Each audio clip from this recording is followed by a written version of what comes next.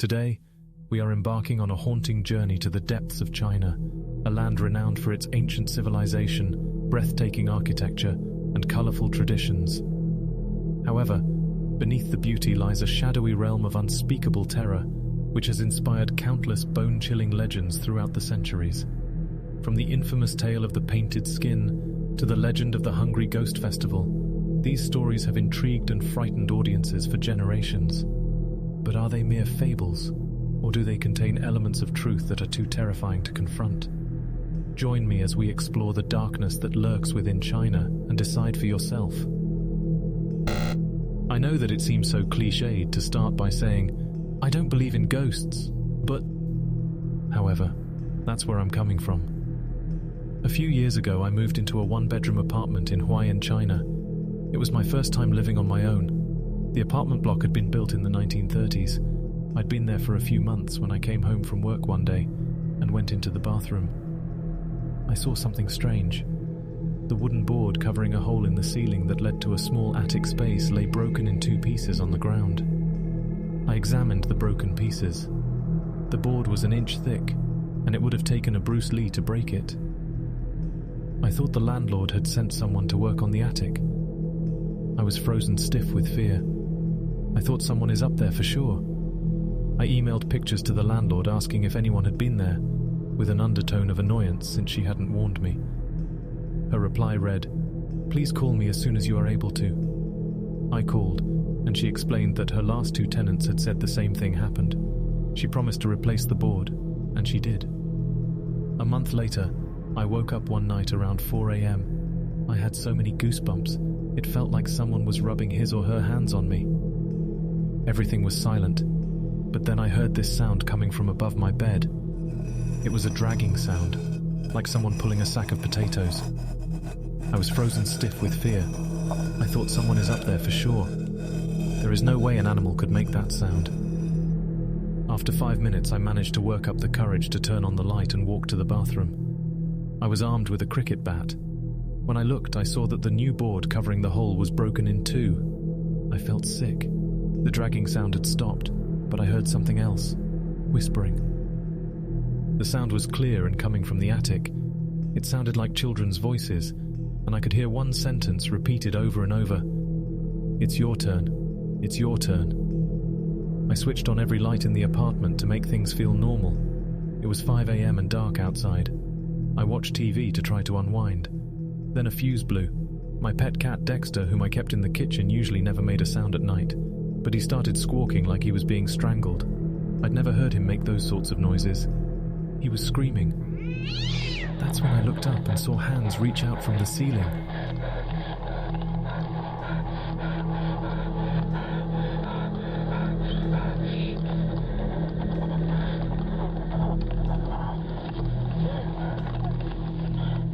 I grabbed my car keys, ran out, sat in my car, and waited there until the sun came up. When I saw people walking their dogs, this comforted me enough to go back in.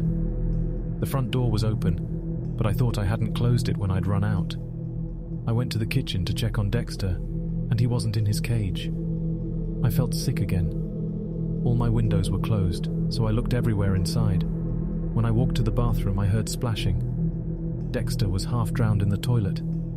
I took him out, washed him, and dried him. I was so confused. At 8 a.m., I called the landlord and gave her a watered-down version of the night.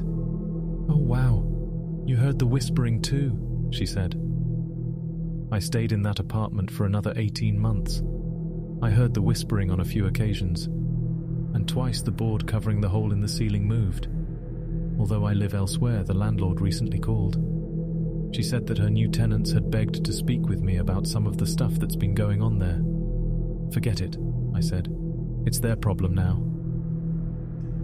This second story comes from Albert Liu and his unexplainable encounter deep in a forest.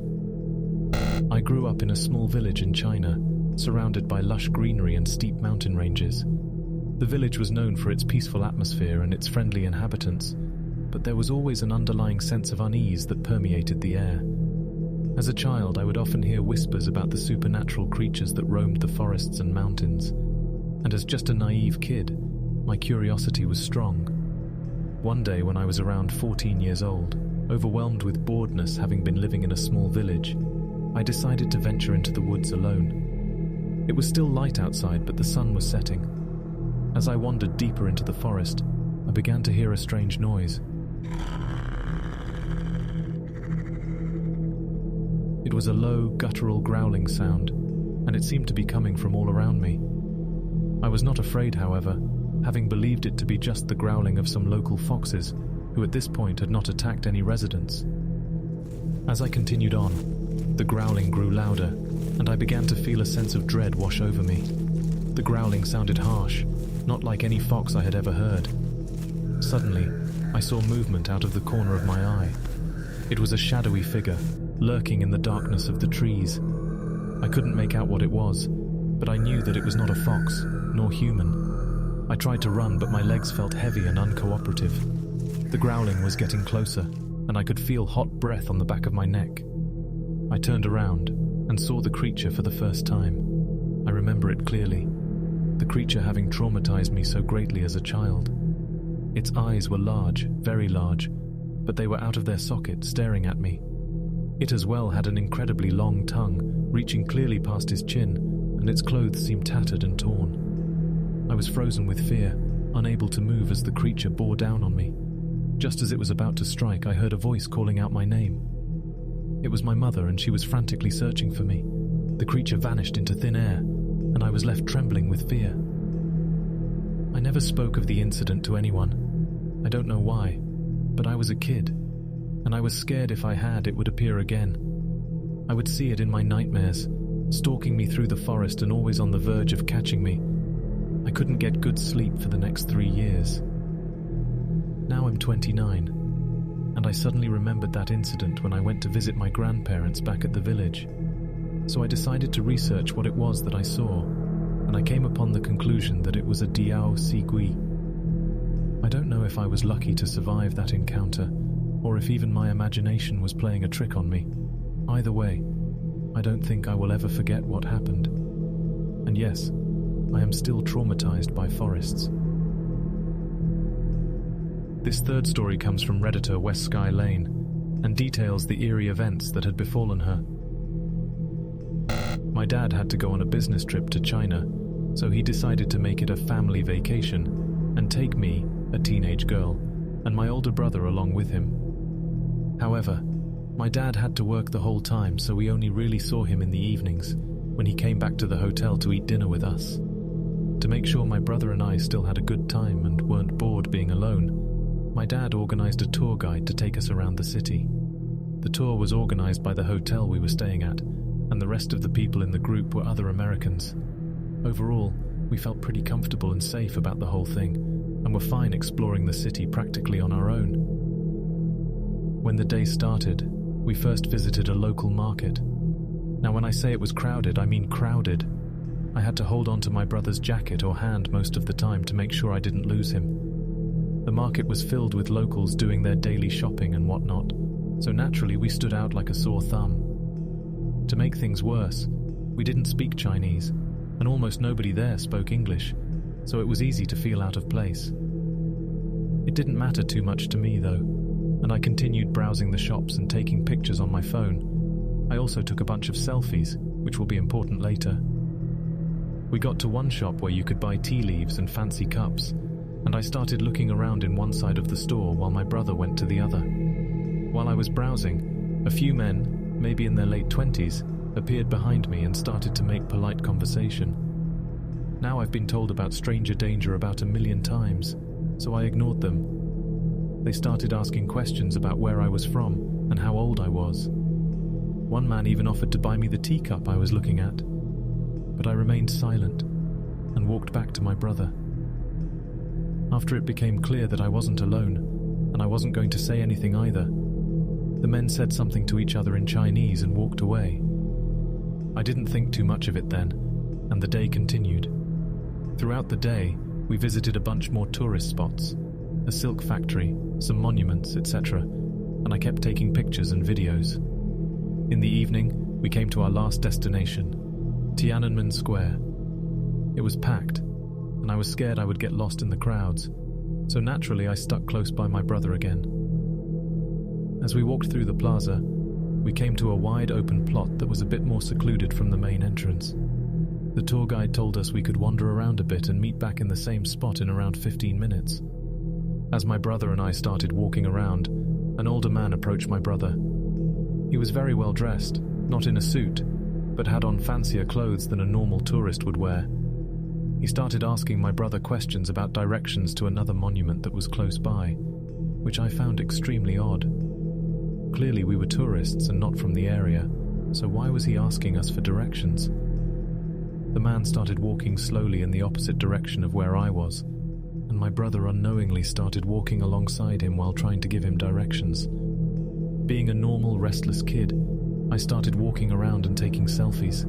As I lifted my phone up, I froze. The men who had tried to talk to me in the tea shop almost 10 hours earlier were there, and watching me. They tried to be nonchalant about it, but at that point I was hyper-aware that they were watching me and talking to each other about me. It was also extremely clear that they were taking pictures of me under the guise of taking pictures of the monument, so I tried to kind of cover my face and look down. They were also extremely close, and at this point my brother was not close by me anymore. Without thinking any longer, I quickly screamed. Not in a shriek, but more like a kid throwing a tantrum kind of way. This caught my brother's attention, who quickly turned to look at me. I jogged up to him and played up the whole tantrum, saying that my feet hurt, and we needed to go sit down back where we came from. I could tell he was irritated by my behavior, but he agreed, and I quickly pulled him away back to our tour guide. When we were safely surrounded by our tour guide and tour members, I turned to my brother and told him, in our not commonly spoken native language, that I was pretty sure I was being followed. Even though my brother didn't see the men, it was like something clicked for him. He walked behind me with his hands on my shoulders for the remainder of the tour and told me that he had texted our dad about what was happening. I never saw the men again, and we soon went back to the hotel. Later, when I was going through my photos and videos, I almost had a heart attack. The men that I met in the tea shop were in the background of nearly every single one. They were quite far away and almost never looking directly at me, but they were there the whole day. I don't know what would have happened if they had gotten my brother far enough away from me, or if I hadn't noticed them. My mind has run through the possibilities, and every single one gives me nightmares. What creeps me out the most is knowing with almost complete certainty that they have pictures of me, and I don't know what they did with them. China is a country steeped in ancient history and folklore, with its own collection of tales of the unknown and inexplicable. From the Jiangshi, hopping vampires that prey on the living, to the white snake, a seductive spirit who falls in love with a human, the country is rich in terrifying legends. Perhaps it is the deep reverence for tradition and the spiritual world that fuels China's fascination with the supernatural. Or maybe it is the country's complex history and diverse cultural influences that have spawned such a diverse array of chilling stories. Whatever the reason, one thing is clear. China is a land that harbors many secrets and dark mysteries, and one must tread carefully when exploring its haunted past.